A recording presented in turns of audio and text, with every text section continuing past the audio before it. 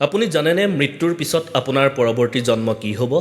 আমি ভাবোঁ যে মৃত্যুৱেই শেষ, কিন্তু গৰুড় পুৰাণৰ মতে আমাৰ কৰ্মইহে নিৰ্ধাৰণ কৰে আমাৰ পুনৰ জন্ম কেনেকৈ হ'ব। নম্বৰ 1, যিবোৰ মানুহে সদায় আনক প্ৰতাৰণা কৰে বা ঠগ প্ৰবঞ্চনাৰে ধন ঘটিবলৈ চেষ্টা কৰে, গৰুড় পুৰাণৰ মতে তেনে মানুহে পৰৱৰ্তী জন্মত শিয়াল হৈ জন্ম লয়। নম্বৰ 2, যিবোৰ মানুহে মাক দেউতাক বা বয়োজ্যেষ্ঠজনক অৱহেলা কৰে আৰু তেওঁলোকক কষ্ট দিয়ে, তেনে মানুহে পুনৰ জন্ম লওঁতে পৃথিৱী দেখিবলৈ পোৱাৰ আগতেই গৰ্ভতেই মৃত্যুবৰণ কৰিব লগা হয়। নম্বৰ 3, যিজন ব্যক্তিয়ে সদায় মিছা কথা কয় আৰু আনৰ বিৰুদ্ধে চক্ৰান্ত কৰে, তেওঁ পৰৱৰ্তী জন্মত কোনো বিষাক্ত পোক হৈ জন্মগ্ৰহণ কৰে।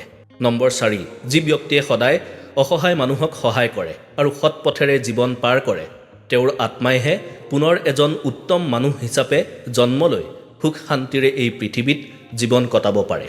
প্ৰিয় দৰ্শক, শৰীৰটো মাটিৰ লগত এদিন মিলি যাব পাৰে, কিন্তু কৰ্মৰ হিচাপ সদায় থাকি যায়। সেয়েহে মৰাৰ আগতে এনেকুৱা কাম কৰি যাওক যাতে পৃথিৱীয়ে আপোনাক মনত ৰাখে।